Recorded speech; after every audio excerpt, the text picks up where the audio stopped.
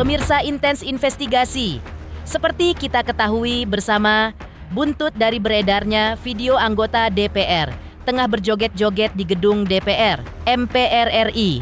Pada saat itu memang menimbulkan banyak kegaduhan yang terjadi, memantik demonstrasi besar-besar yang terjadi.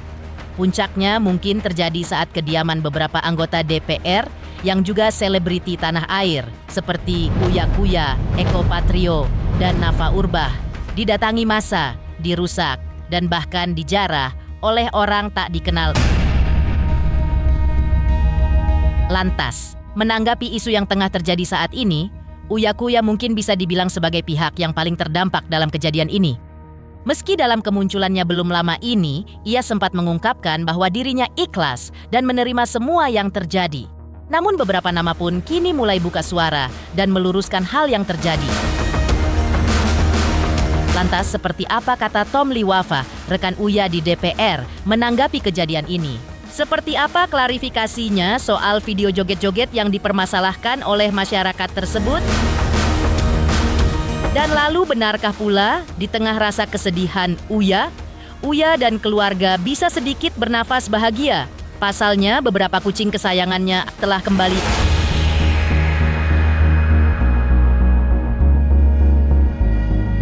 Pemirsa, bersama Intens Investigasi, kami hadirkan kabar terkini, terpercaya, dan teraktual.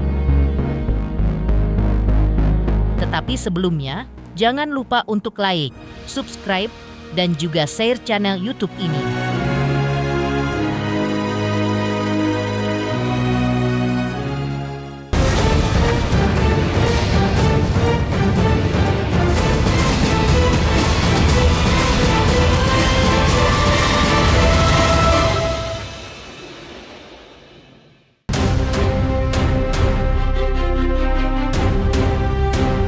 Pemirsa Intens Investigasi, seperti diceritakan sebelumnya, atau kembali membahas soal sejumlah nama yang kini mulai buka suara dan menyatakan sikapnya soal kejadian yang sempat terjadi pada sejumlah anggota DPR, termasuk Uya Kuya.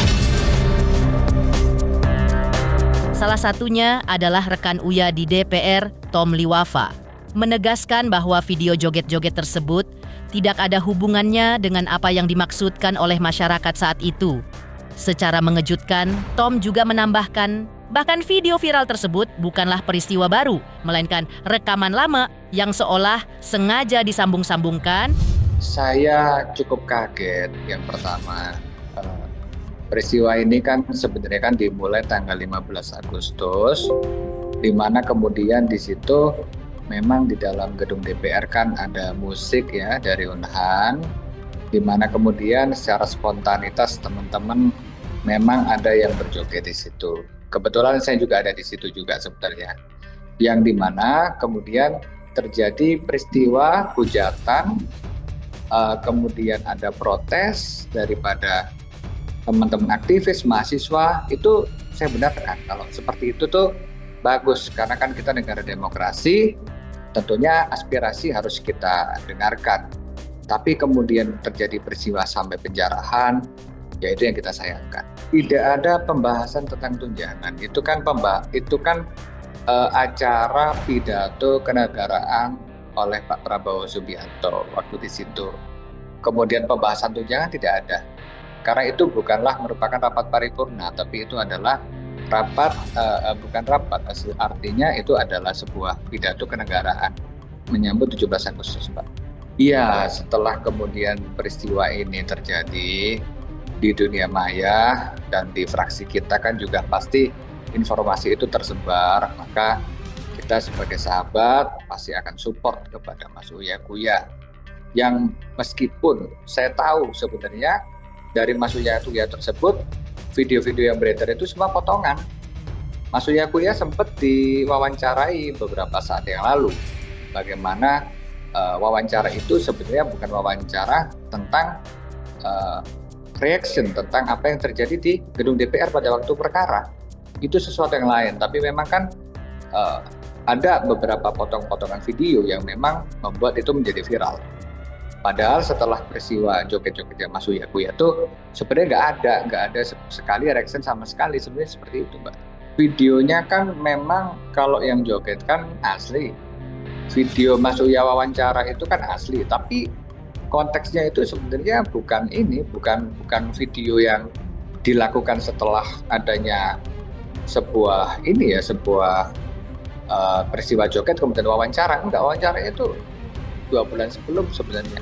Itu di-create, Mbak. Itu videonya Januari, ya kan? Tapi ya memang pada waktu itu Mas Uya ngomong apapun, saya ngomong apapun ya percuma. Tapi time will tells everything. Waktu yang akan menjawab semuanya.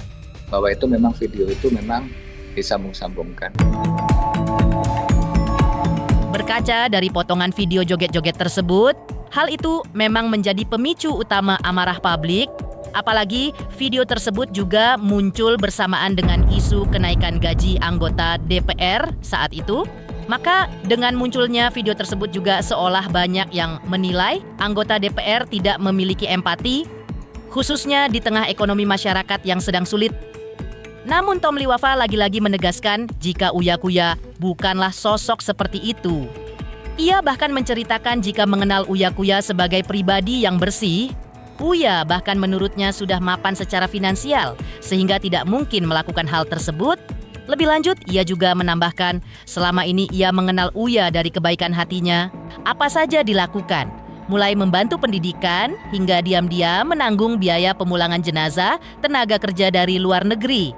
Dan lebih lanjut, ia juga sempat angkat bicara soal banyaknya dukungan yang kini mulai mengalir deras kepada Uya.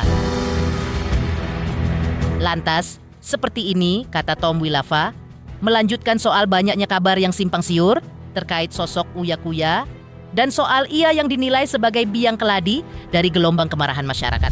Tentunya ya, badai yang besar itu akan hanya menimpa kapal yang besar. Kapal kecil nggak akan terkena badai karena tentunya hanya kapal besar yang bisa menyampai lautan. Kebetulan nama Mas Uya Kuya ini kan dari dulu kan sudah besar di lingkungan artis ya, Mbak ya. Bahkan Mas Uya Kuya legend di zamannya. Jadi tentu manusia itu recognize. Sebenarnya kan di situ kan banyak sekali yang joget. Cuma recognize bahwa itu Mas Uya Kuya. Beliau ini kan jadi DPR ini kan sebenarnya sama seperti saya. 1 tahun pun belum. Ya, artinya jika kemudian dianggap Mas Uya Kuya itu beberapa komen netizen itu sebagai seorang koruptor dan lain sebagainya macam, ini kan jauh ya sebenarnya dari kata itu, bahkan nggak ada sama sekali gitu loh. Mas Uya Kuya sudah punya rekam jejak yang bagus dan mempunyai logistik yang banyak bahkan sebelum jadi DPR RI atau berpolitik.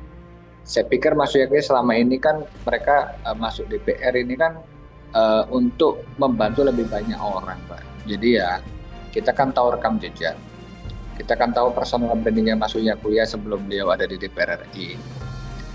Tapi ya sudah, Mas Uya Kuya sudah memaafkan semua. Ini sudah tirakat, sudah kita berbicara keikhlasan. Ya tentunya kita harus apresiasi itu. Mekanisme untuk penonaktifkan anggota itu tentunya adalah mekanisme yang sudah dilakukan oleh partai. Yang dimana memang itu adalah kehendak daripada partai yang sudah ada mekanismenya sendiri.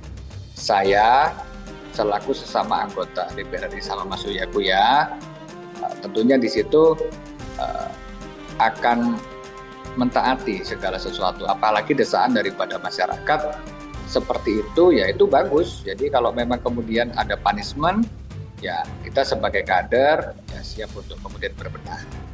Apabila langkah itu memang dijalankan, ya kita berharap itu adalah sebuah sebuah koreksi buat kita semua agar tidak terjadi hal-hal yang akan terjadi yang lebih buruk lagi.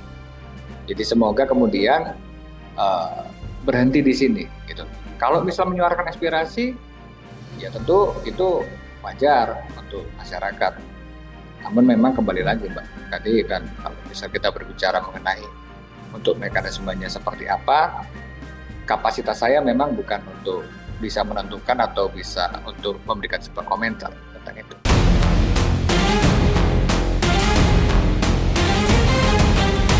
seperti diceritakan sebelumnya, atau soal tak sedikit masyarakat yang menuding Uya sebagai biang keladi dari gelombang kemarahan masyarakat. Hal ini terlihat dari beberapa tulisan-tulisan bernada kebencian, yang bahkan sampai saat ini masih bisa terlihat jelas di rumahnya yang kini hancur setelah dijarah massa. Meski begitu, ada juga suara lain dari warga sekitar yang menolak keras aksi anarkis itu. Ia bahkan menyebut apa yang terjadi bukan lagi unjuk rasa, melainkan tindakan kriminal. Kalau misalnya kayak gini namanya bukan demo, maling, rampok namanya. Kalau kayak gitu. Sedangkan di rumah ini kan sebelum dia jadi anggota DPR jadinya.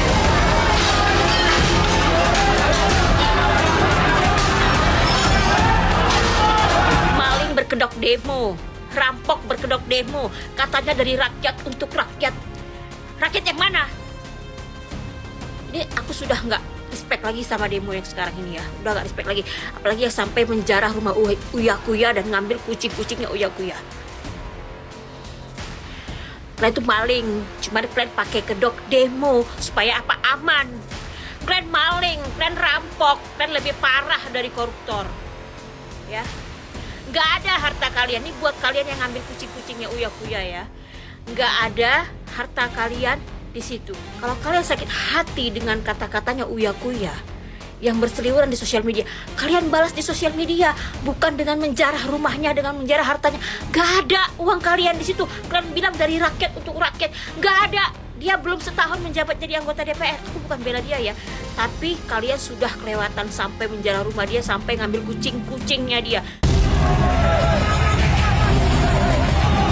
Sementara itu, yang juga memilukan dari apa yang dialami Uya Kuya saat ini adalah ia yang memohon kepada masyarakat untuk mengembalikan foto pernikahannya yang hilang.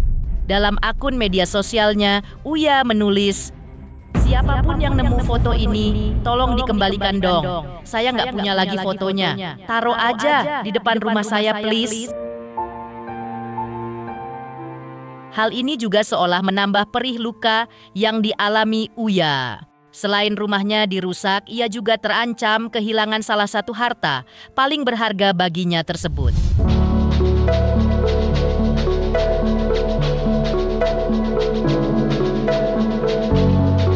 Namun, berkaca dari setiap kabar duka, biasanya selalu muncul secercah harapan yang mengiringinya.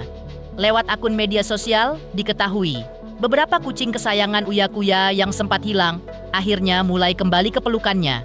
Seperti diketahui, lewat akun media sosial sempat mempercayakan seorang sahabat bernama Tamara yang dipercaya untuk mengurus hal ini. Dari akun media sosialnya, diketahui 2 kucing bernama Dallas dan Okinawa telah dikembalikan. Dan menyusul telah kembalinya kucing-kucing tersebut kepada sang pemilik, Uya Kuya. Sayang, kita pulang ya. Dallas ketemu ya. Ketemu ya Dallas. Kita pulang ya sayang ya. Dallas, kita pulang ya. Oke, nungguin di rumah. Iya tuh, Nawa udah pulang loh. Nawa udah pulang loh. Masya Allah, alhamdulillah loh hari ini mereka dua-duanya pulang. Masya Allah, panjang umur. Selamat malam. Saya menyerahkan kucing ke kakak Tamara malam ini. Lalu Kucingnya Dallas. kucingnya Dallas ya. Iya, ini asal usulnya gimana nih Mas waktu dapetin Dallas nih? Jadi ini ceritanya nih, ada sama teman saya posisinya. Ini saya ambil. Sebenarnya ini kucing hampir aja mau dijual. Nah, karena saya berpikiran untuk mengembalikan ke Mas Uya, makanya saya hubungi Kak Tamara. Untuk teman-teman nih semua yang ada nih, yang belum balikin kucingnya, balikin aja nggak apa-apa. Aman kok semua. Buktinya nih saya kan megang-megang di Dallasnya. Makasih Aman. semuanya. Gak ditangkap kan? Enggak dong, enggak dong. Aman.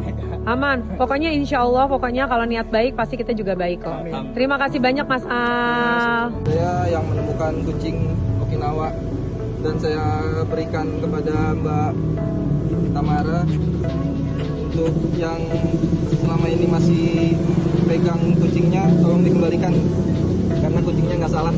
Iya, kucingnya nggak salah, kucingnya harus pulang. Kucingnya cuma korban doang. Mas, aku terima kasih banyak ya Mas ya. Terima kasih banyak Allah yang membalas ya Mas. Nawa pulang, Mama Nawa pulang.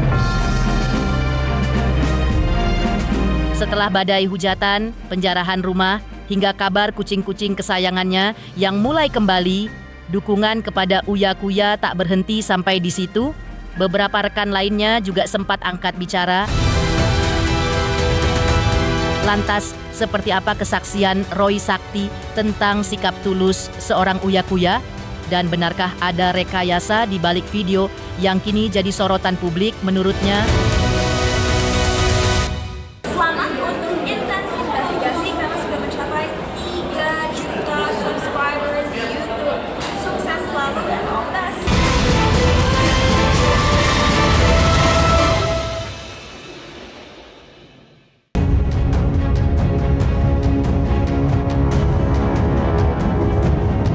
Masih di tengah tudingan masyarakat dan tulisan-tulisan bernada kebencian yang masih tampak menghiasi dinding-dinding rumahnya, Roy Sakti mengisahkan bagaimana Uya pada saat kejadian itu seolah sama sekali tidak memiliki ketakutan, terutama perihal jabatannya yang dipertaruhkan dan juga harta bendanya yang hilang. Menceritakan langsung komunikasinya dengan Uya saat itu, Uya bercerita hal yang paling ia khawatirkan adalah satu, yaitu kucing-kucing kesayangannya. Roy juga angkat bicara mengenai langkah partai yang menonaktifkan Uya Kuya dari jabatannya. Lantas seperti ini kata Roy Sakti soal cerita Uya pasca kejadian dan soal dirinya yang menyayangkan penonaktifkan Uya Kuya sebagai anggota DPR. Ya karena memang orangnya seperti itu. Tampangnya aja memang nyebelin. Mas Uya itu begitu. Tampangnya memang nyebelin orang, kalau apalagi kan ketika di combine dengan video-video dia yang dulu dikombinasikan, ya kan seolah-olah kayak mengolok-olok, padahal ya enggak, ya kan memang artis. Tampangnya seperti itu. Ya tapi orangnya memang legowo, karena apa? Di rumah juga tidak, Mas Uya itu bukan orang yang suka bergaya hidup mewah, ya ada sekedar hobi dan hobinya kucing. Malah kemarin tuh ketika ngobrol sama kita itu dia nggak bingung rumahnya dijarah itu, ya dia bingung kucingnya. Dia lebih bingungin kucing daripada jabatan gitu loh.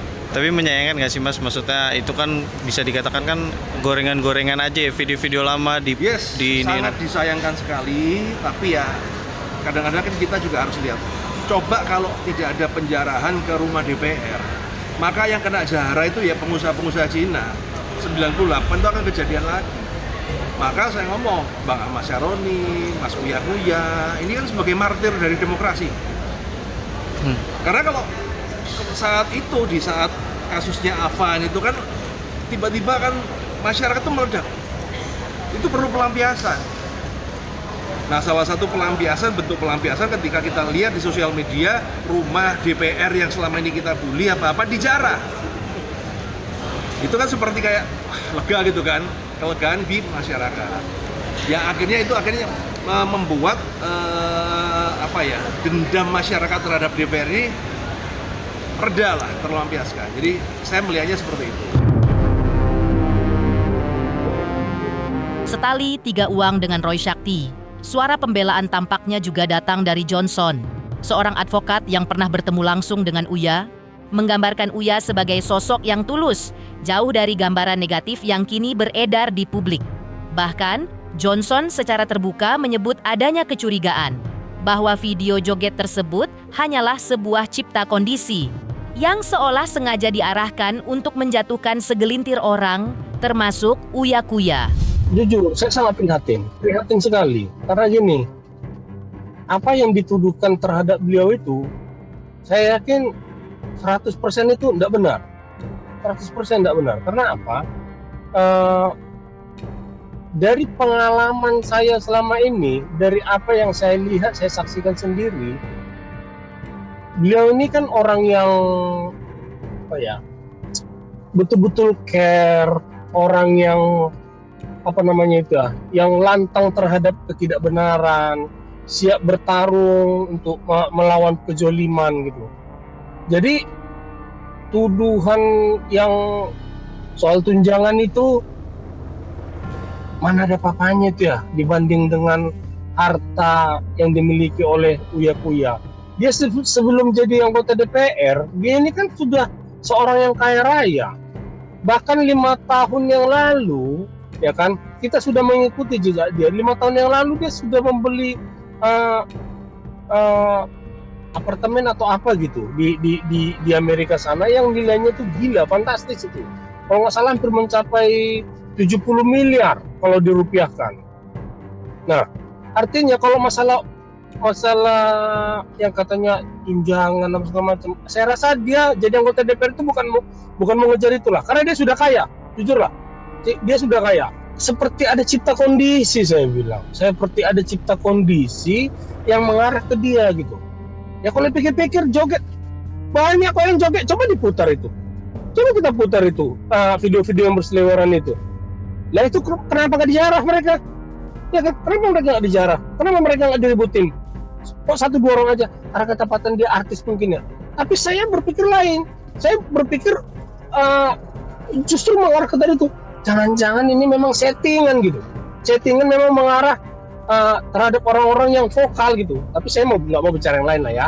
Saya bicara Mas Uya aja karena dia yang saya kenal. Setelah Roy Sakti dan Johnson yang menyingkap sisi lain Uya Kuya, kini muncul sosok lain yang mengaku punya kisah mengejutkan tentang Uya Kuya. Lantas, seperti apa kisahnya? Benarkah ada hal yang belum pernah terungkap sebelumnya?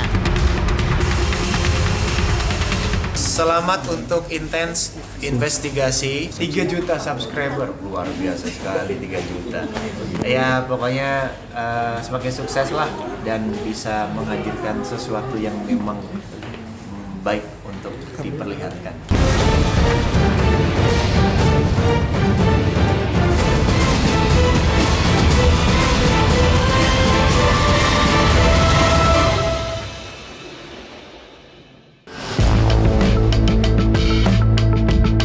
Ketika badai datang dan hanya kapal besar yang mampu bertahan, begitulah kiranya pepatah bijak yang dapat menggambarkan situasi yang dihadapi Uya Kuya.